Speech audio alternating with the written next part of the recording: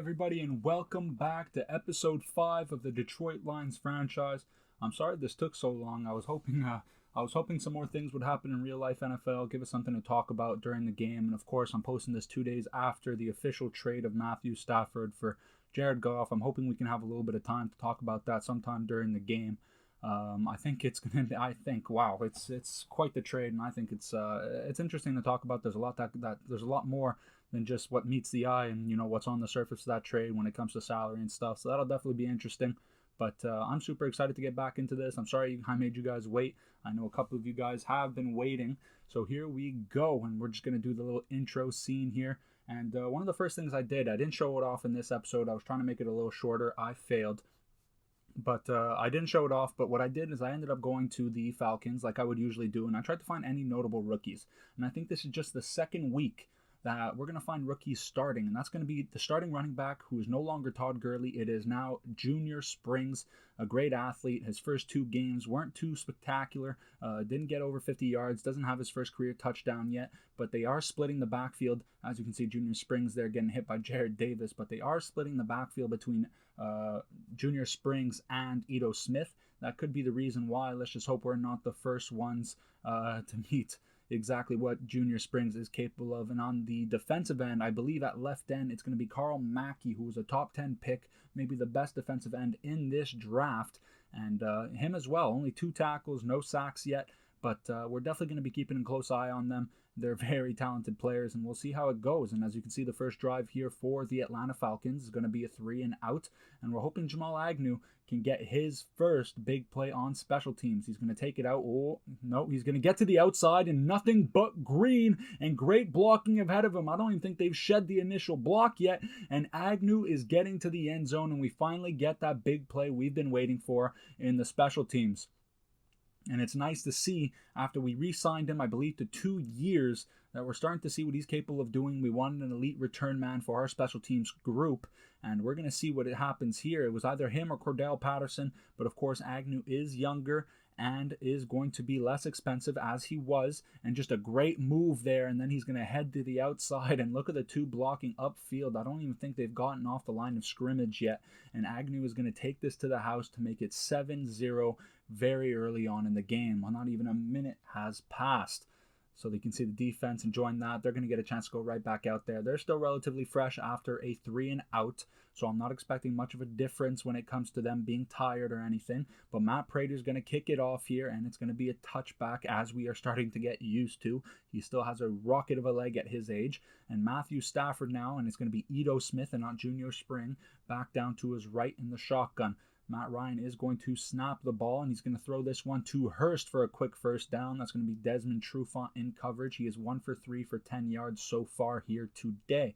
Now, under center, it is going to be Junior Springs now. He's looking around, and he's going to throw this one out of bounds, looking for Mo Alley Cox, I believe. And he's going to go back into shotgun now. It's going to be 2nd and 10, and it's going to be Ito Smith to his right. And we're starting to see the running back split that they have going on as they get it to Julio Jones there that they have. And I do believe that's the reason why I've already seen more Ito Smith in Junior Spring. So it's starting to make sense why we haven't seen him be hyper productive yet. But now Matthew Stafford, 3rd and 4, is going to dump this one off to Gage. And a very talented receiving core here, whether it be Ridley, Julio Jones, or Gage. It's going to be an absolute handful for our DBs to cover. Now we have Matt Ryan under center, and he's going to be throwing the corner to Gage. We just brought him up, and that's his 2nd catch in a row. He caught the flat earlier, and my dog is trying to interrupt the voice recording there. Maybe he'll say hi later. But we're going big touchdown here, and that's going to be an absolute disappointment. The defense was coming in relatively well relaxed after a 3-and-out on the first drive, and he's just going to find him wide open in man coverage in the corner, and that's going to be Coleman in coverage. And we've seen that quite a bit this year. It just seems that he's either right beside you, hip to hip like glue, or maybe on the next play you're wide open. He gets to take that one to the end zone. A little bit of inconsistency with Coleman so far this year. And you can see now the defense is hyping up Gage here after his big touchdown. You can see Mackey, number 99, and of course, kickoff right off the bat. So Agnew's going to get a chance to hopefully get another big return. He's going to take this one down the middle, and it's going to be down to the 19. So we're going to be able to see Matthew Stafford now, and we're going to look at his stats here. He's currently 5 for 4, but 3 of those interceptions came in week 1, so it's been nothing but better performances for him since going into week 4. Matthew Stafford and DeAndre Swift to his right in the shotgun, and he's going to hand it off for the first play, and he's going to take this one up the middle, and it's Grady Jarrett. You saw me hesitate earlier. I was having a blank. It was Carl Mackey and Grady Jarrett there celebrating with Gage. And we're going to go under center, and we're hoping that Grady Jarrett can be controlled here. The interior of our line might be the weak spot for the most part other than center, so we're going to see how Ragnow can handle him as well as we hit the flat there to Bodden, our fullback, for the first down. And DeAndre Swift still in the game under center now. Matthew Stafford looking around. He's going to hand this one off, and it's going to be Deion Jones, star linebacker. What an athlete he is making the play. He is a true sideline-to-sideline player, and he's going to give us a hard time in the run game, I'm sure, today. Now Matthew Stafford rolling out. He's going to throw this one for Foreman, who's going to go over this head. I didn't think that was definitely possible, but Matthew Stafford proves that he's able to throw it over Foreman's head. But now into the shotgun, looking around. We're going for Foreman again, and I believe he got his 2 feet inbound.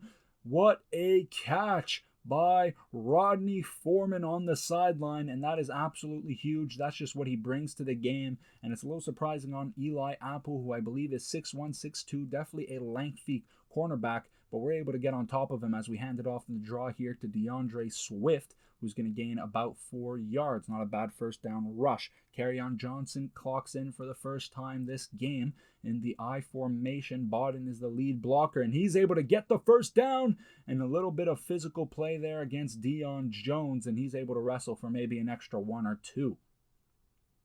Back under center now. We're staying in the I formation here. We liked what we saw on the first play in that formation. Now looking around, we're going to throw the comeback route for Sammy Watkins, and it is intercepted, but it is not kept in bounds by the cornerback. So we're going to keep the ball here, 2nd and 10, going in a twin back formation. Matthew Stafford looking around now, and he's going to be sacked by Mackey. We said it earlier, he has yet to record a sack this year, and that is the first of his career, and it's quite unfortunate that it has to come against us, especially in this situation as we're trying to get the lead. It's going to be 3rd and 17, play action, looking around, they send the blitz. We got TJ Hawkinson open in the seam. He breaks a tackle, but there is a flag on the field, and yet to know what it is, but it looks like DeAndre Swift is complaining. And it is indeed going to be a holding on the offense on DeAndre Swift. So that's going to take us back now, and I believe it's going to be a 3rd and 27. Yes, it is not even in field goal range anymore. Unless we get a big play here, it does not look like we're coming out with some points this drive. Now, a great pull there by Dahl, and DeAndre Swift is able to get some good yards there to the 15, so about 12. Hey guys, I hope this doesn't sound too different. The mic did cut out, but I'm hoping to recover this right away. So we're going to get right back into the gameplay as Matthew Stafford now is going to throw it to Desmond Trufant in his return game to the Falcons. And that is a big play there. That is also our first interception of the season, and we absolutely love to see it. And that is an absolute big play as we hopefully get back out and go and score. And that's our first interception of the season as well, and that is too bad. But it's definitely better late than never, and we're hoping to come out and score here. Now Matthew Stafford is going to hand it off to Kerryon Johnson, who's going to take it to the outside. He finally will be taken down. That's a great gain there for Kerryon Johnson. A first down here. Matthew Stafford back in the I formation. It looks like we're going to be sticking to this, as it's going to be another play action, looking around, and we're going to throw this up for TJ Hawkinson, who created the separation but unable to connect as Matthew Stafford overthrows it. That is a missed opportunity. DeAndre Swift clocks back in now to the left of Matthew Stafford, going for 2. We're going to hand this off, and it's going to be Deion Jones getting involved in that tackle there. And like I said, I think he's going to be an absolute tear on defense in the run game, and it's going to be difficult to get past the O-line. As soon as we get to that second level, we know who we have to expect. Now throwing it up top for Brashad Perriman, who makes a big man play, and we're unable to get the touchdown here. I thought he found a way in, but we're going to be on the 1-yard line with the clock running down. Hopefully we can fit one more play in, and we do. We hand it off to Swift, who gets in untouched. And just like that, we're going back up 14-7. Hopefully with the kick here, Matt Prater is going to get it through right down the middle. We like that. And it's going to be a 14-7 here going into the second quarter. And hopefully we can keep this lead. I just need the defense to be more consistent here, as Matt Prater's going to kick it off to start the quarter. And it's going to be way in the back of the end zone. And that's going to be another touchback, the Prater Classic. It's going to be Matt Ryan now back under shotgun with Ito Smith to his right. And he's going to be dropping back, hopefully to create some pressure. And it's Trey Flowers, finally. We've been so used to seeing Danny Shelton get all the sacks, but it's nice to see our high-paid defensive ends getting some pressure. And that's awesome to see Trey Flowers getting his second sack of the season and backing them up 7 yards. It's 7 and 17 under center now. Going deep for Julio Jones, and Jeff Okudah in coverage tries to punch it out, but Julio Jones makes another big play to add to his career highlight tape. And Jeff Okudah comes out looking like a little child. And Julio Jones just makes a massive play as he absolutely mosses Okudah. He gets up top. Good job by Matt Ryan to just put air on it. And Jeff Okudah is just not able to get to that level. And it's going to be a big catch for Julio Jones. You can see he tries to punch it out. Good effort.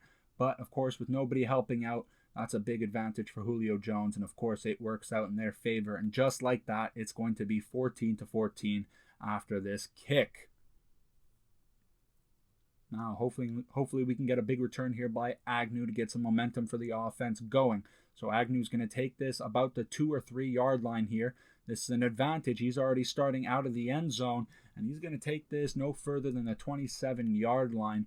We would have liked to see him take advantage of that kick, but unable to right there. And Matthew Stafford and this offense are going to come back out. We're going in the I formation now, but now it's going to be DeAndre Swift. It's going to be another play action looking around, and we're going to find, I believe that is Sammy Watkins on the sideline, trying to get him more involved. We gave him quite a little bit of money to join this team, hoping he can absolutely replace Kenny Golladay, but he's been kind of silent so far. But now 2 receptions already back to back, and Sammy Watkins is going to get about 8 yards on that one. So Matthew Stafford back in the shotgun with Swift to his right. And we're going to throw this off to Brashad Perriman on the RPO concept there. Just a quick slant. We saw the DB. He was way off, sitting about 8 yards of cushion. So we're going to take advantage of that with Brashad Perriman's speed. He's able to get into that break quite quickly. Now we're handing it off to Swift here. And it's going to be none other than Deion Jones and Grady Jarrett, the 2 best defensive players they have on defense for the Falcons. So now, after a 2nd and 10, no gain on first down after the run, looking around, Stafford is going to hit the sideline, and that is Sammy Watkins once again. He's been very involved on this drive, and we're liking what we're seeing from him so far, trying to figure out what he's good at so we can start taking advantage of it. Now looking around, and we're going to dump this one off to Sammy Watkins again, who's able to turn up field for a gain of about 20, if not more. So Sammy Watkins already 4 receptions on this drive alone, and we're finally starting to see what he's capable of doing in this Detroit Lions jersey. Now, Stafford in the shotgun. He's going to be looking back. It's going to be a screenplay, dumping it off to Swift. We're going to need a physical play here, and he gets the touchdown.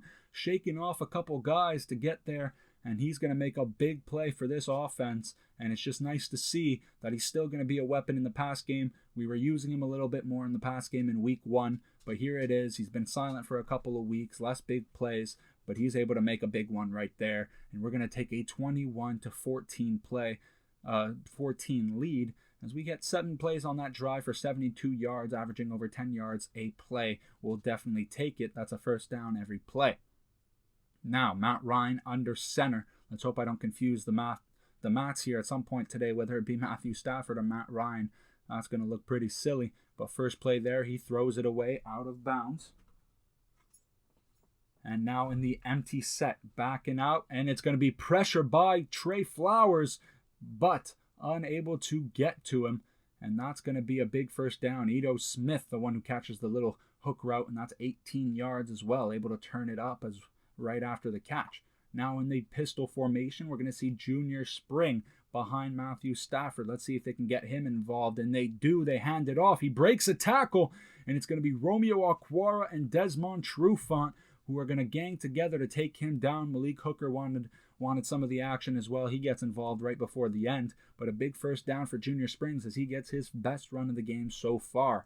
Now, 4 minutes left in the second. Matthew Stafford looking around, and he's going to dump this one off to Gage, but there is a flag on the field.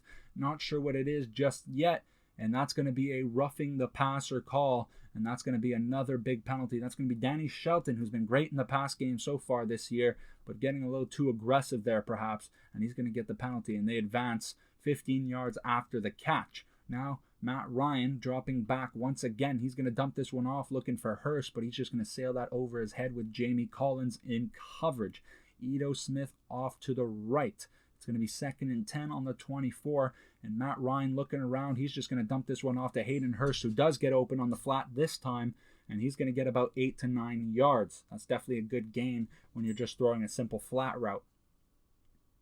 Now, Junior Springs out in the shotgun. We haven't seen him very active when they go out in the shotgun yet. Let's see if they hand it off to him. They do, and he's going to find a wide open path to the end zone as he goes untouched, nothing but green ahead of him, and that's going to be his first touchdown of his career. And unfortunately, it has to once again come against the Detroit Lions defense. Mackey got his first sack against the offense, and Junior Spring gets his first touchdown against the defense. And I guess we probably shouldn't have talked about them before the episode, telling them that they haven't performed up to par just yet, because they are showing up here today. Now, 21-21 with 3 minutes left in the second. Matthew Stafford under center is going to hand this off to Swift, who's able to get to the outside, but just a great play, and I believe that's Brian Poole who makes the tackle. He's able to hold up the block just long enough. Swift perhaps gets comfortable, doesn't create enough distance between the block and the path that he wanted to take, and they're going to get a big play there and almost intercepted. Matthew Stafford with one of those risky passes you don't like seeing quarterbacks do. The late throw to the out route, always a dangerous play. We get lucky there. Now Swift getting to the outside, and he's going to get another first down. He's looking quite consistent here today, and we like seeing that. Big runs definitely helps this offense. And that's going to be the last play before the 2-minute warning. Tied 21-21 with only 2 minutes left to go. Now Matthew Stafford in the shotgun, Swift to his left, and he's going to do a little 2 count there. Stafford looking around. He's going to throw this one off to Rodney Foreman, who's going to get, I believe, just his second grab of the game going in late in the second, and that's going to be a big first down here. Now, Matthew Stafford back in the shotgun in a dual running back formation, and it's Grady Jarrett putting his stamp on the game, making sure we call out his name, makes a big play for a loss of 3, and we're going to be stuck here in 2nd and 13. Now Swift off to the right. It's shotgun trying to throw the ball, and lucky it's not intercepted with pressure coming in from the right side. I believe that was Mackey once again. Now, Stafford looking around, hopefully trying to make a big play, and we're going to be going for the corner route by Swift, but Deion Jones is there every step of the way to knock this one out of bounds, and we're going to have no choice but to punt this, and the Falcons offense is going to be taking over on the 20-yard line, right down the hash. And Matthew Stafford is going to be dropping back, and he's going to dump this one off to the little flat route by Gage, and he gets a big first down. We get a little aggressive on the ball. I believe that was Coleman once again, who will be following Gage for, I guess, a majority of this game, but he's able to turn it upfield for a first down and get out of bounds. Now, 56 seconds left, and he's going to be looking outside for, I believe that was Ridley. He's going to sail this one out of bounds. He doesn't look very comfortable here yet today, and I guess that could be perhaps of the early pressure by Flowers. I am not yet sure, but Jeff Okudah is going to be tested once again. Julio Jones deep. This time the ball is led out of bounds. Jeff Okudah does make a play on it. He does knock it out of Julio Jones's hands.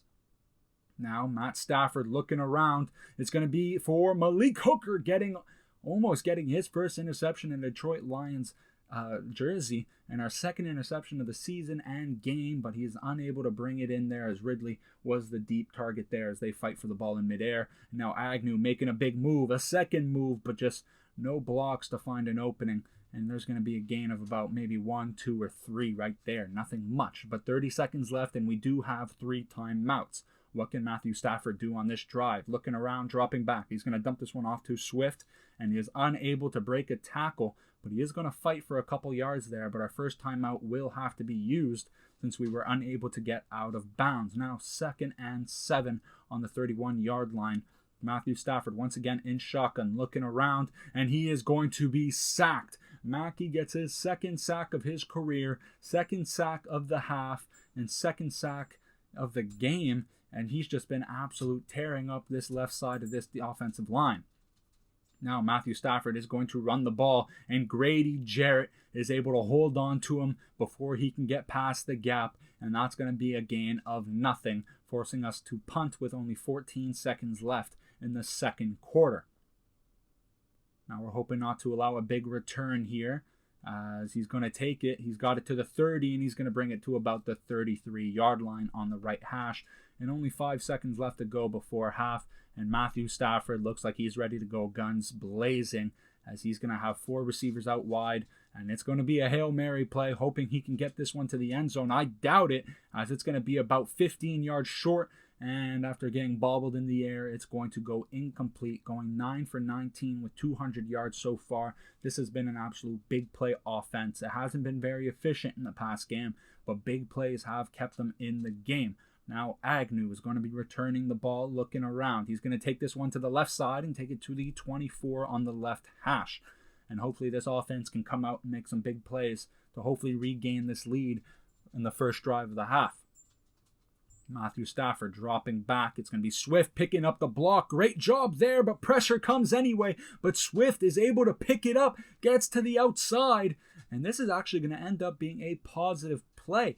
Swift gets the ball all the way back to where Stafford was sacked, and he's able to get 4 yards out of it. Now handing it off to Swift after the big play, and it's going to be Grady Jarrett who scrapes by, as well as Fabian Morrow, the cornerback, who I believe is playing as the slot cornerback. He's going to be able to come in there and make a play. So now handing the ball off, Swift, and it's Grady Jarrett once again, making his 2nd big play of the game here, his 3rd tackle of the loss. But he's making sure he is getting noticed this game, and he's going to make running up the middle quite difficult, and we're going to have to punt this ball on the first drive of the half. Now Hawkins is unable to make the hit there, but Coleman is. It's a nice big hit there, only 6 yards per return, so we've done a great job containing them so far. But here we go. It's going to be Matt Ryan under center, and I want to use this opportunity to kind of talk about what's going on in the NFL right now. What happened with Matthew Stafford and Jared Goff? I mean, the trade was Matthew Stafford for Jared Goff, 2 firsts in the next 2 years, and a 3rd round pick. Now, I think that's a big trade, and that's also going to set the market. Now, I think I read a post somewhere online where it's, I think, 15 out of the 32 teams might be looking for a new starting quarterback. Well, a big trade like that right off the bat sets the market for what quarterbacks are going for at this price, at this time. And I mean, that is a hefty price. Now, do I think Detroit won the trade? Absolutely. Goff has yet to be very consistent in his career, but I think he's the kind of quarterback who can just, he can win some games, but he's also the type of guy who can lose some games. And I think that just goes back to his consistency. What is he going to do? Is he going to throw for 300 yards and 3 touchdowns, or is he going to throw a couple interceptions and sail the ball over the head of the receivers, for a majority of a game? That's just the kind of guy Jared Goff has been so far in his career. Matthew Stafford, on the other hand, is criminally underrated in real life. He has never really had a great team. I mean, he's definitely had some good receiving options during his career. I guess you can, Calvin Johnson is obviously Calvin Johnson. You cannot take that away from him. He had a couple great years between, Kenny Golladay and Marvin Jones. They were a pretty good duo when healthy. But other than that, this Detroit Lions team has kind of been stuck in a hole. So I'm kind of glad Matthew Stafford is getting an opportunity elsewhere to hopefully go make some plays and kind of just finally make that playoff push that he so well deserves. But other than that, I mean, the market that this sets, I mean, I think, contract-wise, we have to look at it in a sense where it's, Matthew Stafford has a pretty big contract. It's pretty low for a guy of his talents, but, he hasn't been, to the playoffs too often in his career. He hasn't won too many playoff games too often in his career.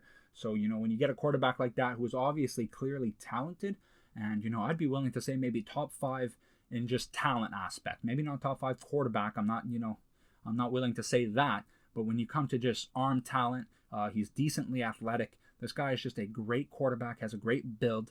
But, just doesn't have that big contract. And, of course, Jared Goff is just 1 year away, as you can see Gage on the sideline there. Jared Goff is just 1 year away from, going into his massive contract, which I believe is almost fully guaranteed. So I definitely think that definitely affected how much the Lions were going to have to the Rams were going to have to give, as the Lions would have to be taking that contract.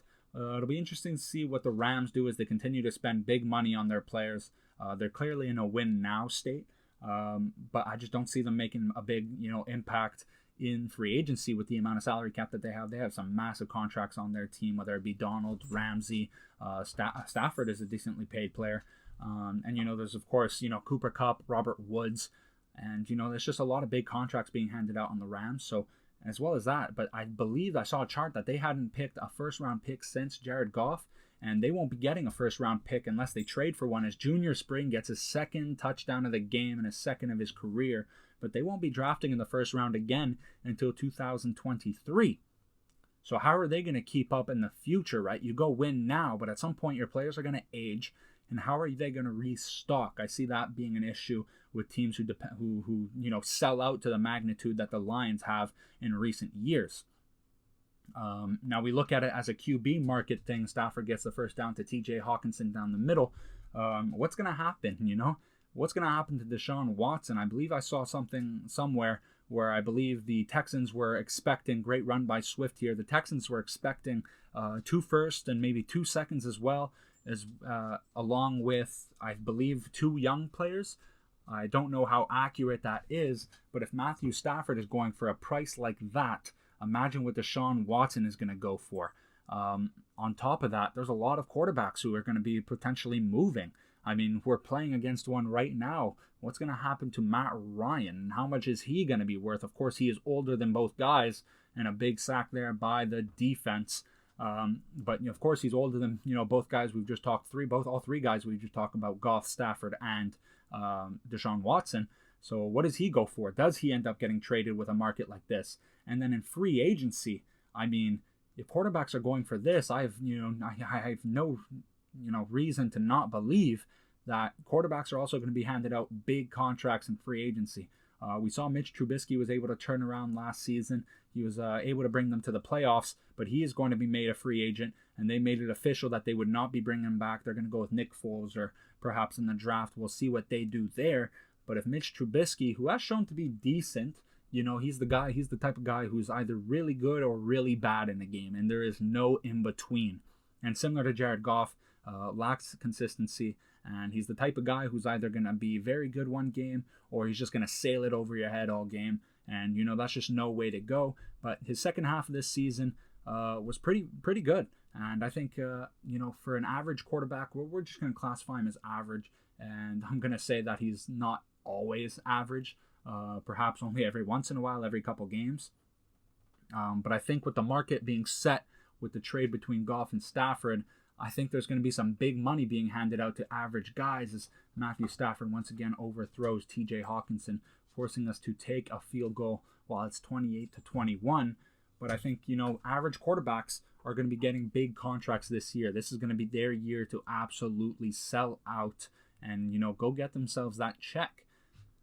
So I think it's going to be a very interesting offseason. Like I said, I believe I saw somewhere where, 15 teams are going to be looking for a new starting quarterback, which is going to cause, a lot of changes in the league. And I think we're going to be seeing a lot of, new things happening. The Colts, of course, with Phillip Rivers retiring, what direction are they going to go? There's a couple good quarterbacks in this draft class as well. Of course, Trevor Lawrence is almost a lock for the number 1. So the Jaguars are going to hopefully finally get their guy. It's been a couple years. They tried out with Blake Bortles. Gardner Minshew was inconsistent. He showed that he was able to perform, but to what extent is he going to be a guy who can win you playoff games? I don't think so. They've been in quarterback turmoil for as long as I can remember, as long as I've been watching football, and that was around maybe 2007, 2008. They've never really had that guy. So they're finally going to get that guy. Let's see what kind of team they can build around him. Of course, DJ Chark is there. D.D. Westbrook, I'll be interested to see what happens with him. I do believe he is also a free agent this year. And there's just a lot happening as Gage is able to high point the ball on Desmond Trufant, who was able to get the interception just earlier, but now he's going to be exposed there by Gage, who's been having an amazing game. Now let's get back to the game here. We've been talking a lot about real football, but let's get back to Madden. And Matt Ryan is going to be dropping back. He's going to dump this one off to Ito Smith, and that's going to be Coleman who's able to tackle him. I believe that's a loss of 3, and it is. Going back in the shotgun, Ito Smith off to his right. We have a bunch to the left with Gage, Julio, and Hurst. Ridley off to the right. We're going man coverage here. Looking around, he's going to sail this one out of bounds. Once again, seems like he was looking for Ito Smith to get open on the flat route. And just like that, it's going to be a 3rd and 13. And if we can force a field goal here, we have the opportunity to tie it if we can go score a touchdown right after. Let's see what they do. They're going deep, and it seems like a miscommunication between Julio Jones and Matt Ryan. Maybe Matt Ryan was expecting him to go for the fade route. It looks like Julio was trying to get to the post. Interesting play right there. And we're gonna, we're hoping to take advantage of that. We're gonna take our luck for what it is, and they are going to get the field goal off the bounce of the crossbar. And hopefully we can score and go tie up this game if we want to come out with a win here.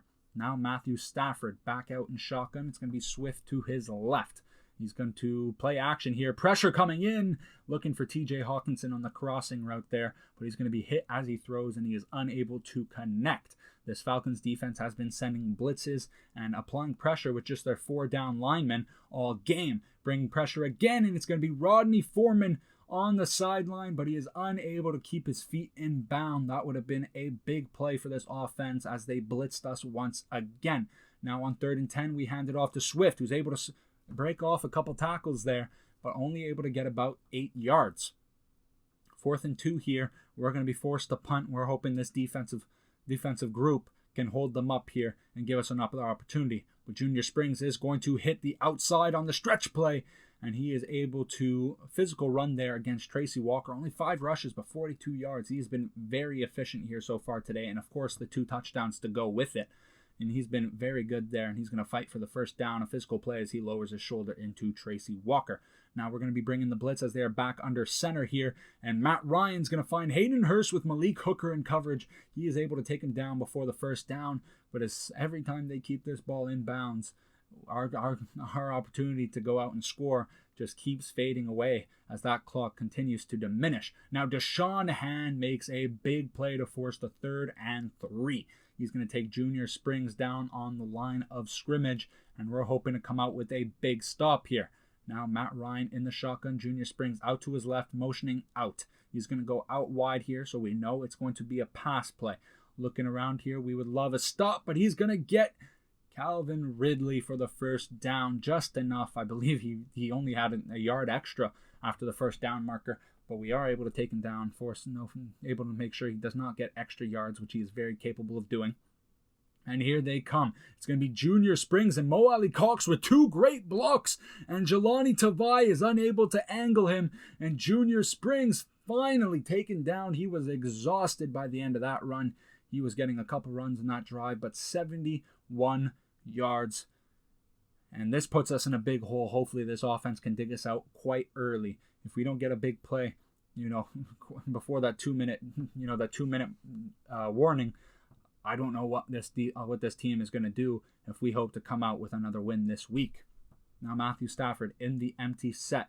We're going to have to pass this ball often, but we're going to have to be efficient here and make sure we do not turn the ball over. Now DeAndre Swift wide open, and he's going to stay in bounds there. And I question that choice. He doesn't end up getting any of the extra yards he was looking for. So I do wonder if it would have been better for him to just get out of bounds and, hopefully save some time as we are now encroaching that 2-minute warning. Now looking around, and wow, Deion Jones is able to stretch out there, looking for Swift once again, trying to get that check down there, but Deion Jones is going to shut that down. Now looking around, Matthew Stafford's going to throw this one off, looking for TJ Hawkinson, and this one is deflected to the ground, forcing a 3rd down as we finally enter the 3-minute warning. Now Matthew Stafford in the empty set here. It looks like our guys are going vertical here, but unable to lead, and unable to just put the air on the ball that we need to get to Sammy Watkins. And Deion Jones is practically just going to get smacked in the back of the helmet as he tries to get to his zone. But now looking deep, and we're going for Rodney Foreman with one hand. And that is awesome to see as we are trying to keep this one alive. 58 yards for Rodney Foreman down the field. We just do a post route. We have great blocking. It's awesome to see that we are finally able to let a play develop down the field. and we are just going to put a beautiful ball there. Matthew Stafford with an amazing throw, and Rodney Foreman, he is quite the athlete. He is more than just size, is able to run that ball down, and we're going to get a touchdown here and make it a 7-point game, but we need to get a stop nonetheless. We send the blitz here, and a group of guys, Mitch Klein, I believe Romeo Aquara, and Trey Flowers, all getting involved there to make sure he only gets a gain of 1. Now in the pistol formation, Matthew Stafford, we know they want to run. We have yet to call our timeouts though. Now Junior Springs, and it's going to be Danny Shelton this time, and we are going to finally call our first timeout. Hopefully we can get them packing here on 3rd and 6, but they are going an empty set, which caught this defense, which is, surely is going to catch this defense off guard. And looking around here, he's just going to dump this one off to Julio Jones. We do get him out of bounds, but a first down nonetheless. And hopefully this does not seal the game. A big turnover could be key. Julio Jones, 4 receptions for 103 yards. Of course, that was definitely aided by that big play early on in the first half over Jeff Okudah. Now it's going to be Ito Smith looking around, and he's going to be taken down. Christian Jones and Tracy Walker both ganging up to take him down. And there's going to be a holding call on the field, and that is going to be on the offense. So 2nd and 10. This was a glitch in the game. I do not understand why they backed up. I did accept it at the time, and it's a little unfortunate as Junior Springs does get open field. Desmond Trufant finally does take him down, but I was definitely very disappointed